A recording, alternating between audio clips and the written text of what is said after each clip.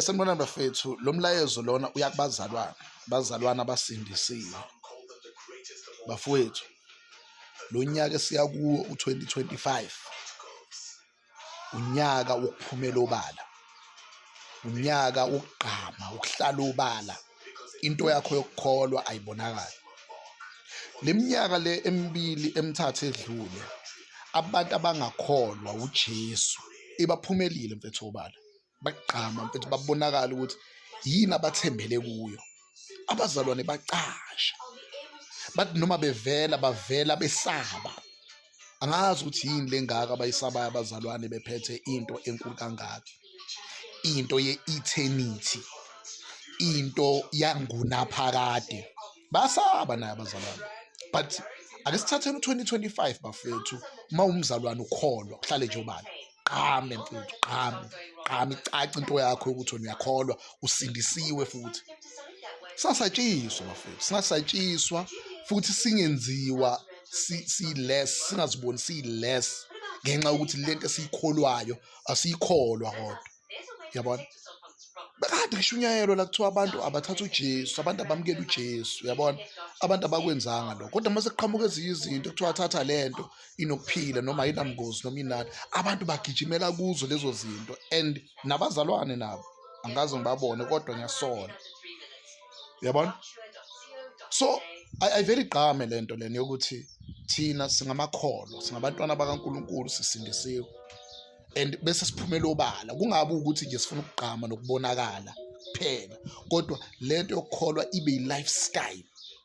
Wazi ukuthi wena umelwe into yokuthandaza, wena umelwe ukufunda izwi, wena umelwe ukuthi ukhuthaze abantu bakwazi ukuthi-ke bazi ukuthi uNkulunkulu ukhona noma izimo ziphikisana nawo. Umele umsebenzi ukuhambela amakhaya uvezele abantu ngoKristu. Umele ukuthi abantu bethi uma bekhuluma ngoKristu ume noma ungezukuphikisana nabo, ngoba lithi iBhayibheli asibona abantu bokuphikisana, but ume uthi kodwa noma ningathini lento yokukholwa ikhona.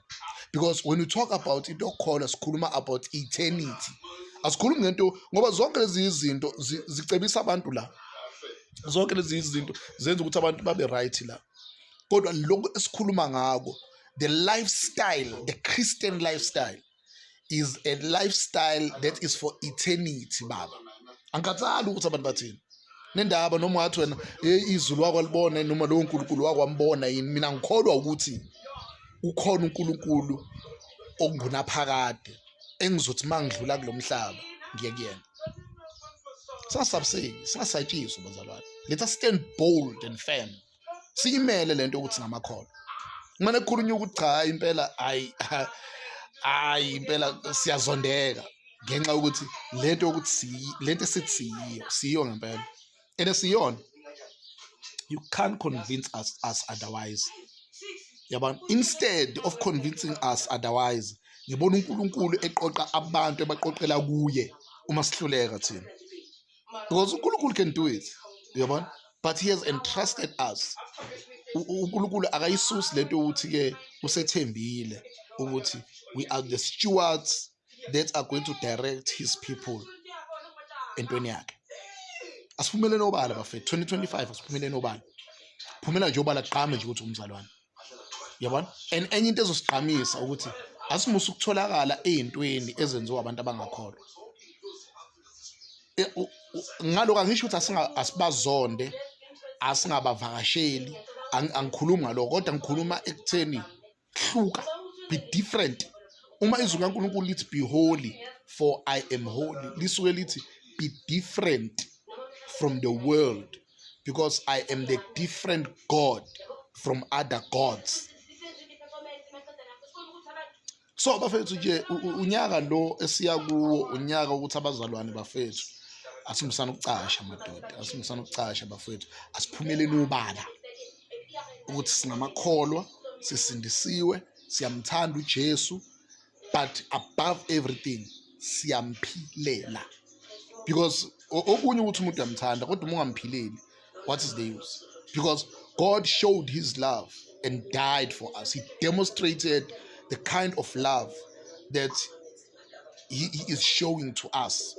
So in the same way, nathi uma uthi siyamthanda, we have to demonstrate lento ukuthi siyamthanda, ihlala obala, ame, ibonakale kubo bonke abantu.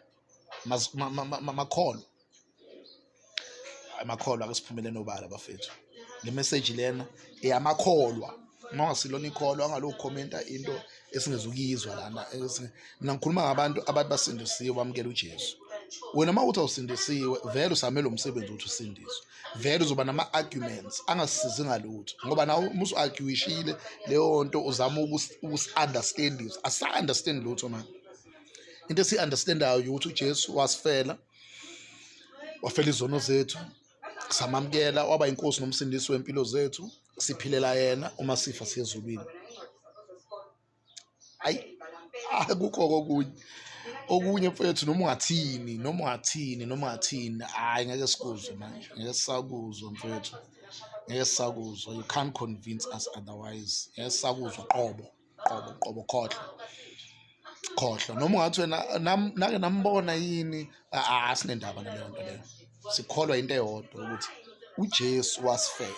So njengoba asifela, we need to live up to that. Fanele siphile impilo ekhombisa ukuthi safela uJesu. uNkulunkulu anibusise abafethu. Sisaku 2025 anibusise, and ibusiso ezinkulu kulonyaka esiya kuwo zizoza ngokuthi umuntu aphumele obala, qame, hlala obala. Uhlala obala, all your blessings will follow you. The Bible says, seek ye first. Asifuni niqala umbuso kaNkulunkulu, khona konke lokho okunye. Umbuso kaNkulunkulu-ke usho ukuphumela obala about God. Uhlala obala ngoNkulunkulu. Asihlale obala bafethu, hayi. Asihlale obala bazalwane, asihlale nobalwa. Nje vele sesiyaziwa vele. So akusasizi lokucasha, sesiyaziwa ukuthi siyakholwa. Kuyaziwa futhi ukuthi what is expected of us. Yabona, bayazi abantu ukuthi balindele ini, ukhuzwa yibo. Make waqala nje ukhuzwa yibo. One day ngizongisharela about the testimony of my Christian journey, ukuthi uNkulunkulu engifundisa ukuthi the world view and the word view are two different things, yabona. So indlela abantu ababuka ngayo, futhi ungacabanga ukuthi abantu abantu bayakholwa. It's just that they haven't taken a step to accept Jesus, yabona. And because of kuyafana, babona ngathi kuyafana kanti akufani. Indlela esenza ngayo iyona yenza ukuthi kubuye ngathi kuyafana.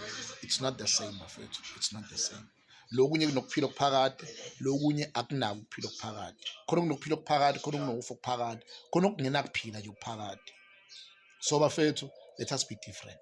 Ilo message nje ngifuna ukuyisho namhlanje ukuthi Christians, be different. God bless you.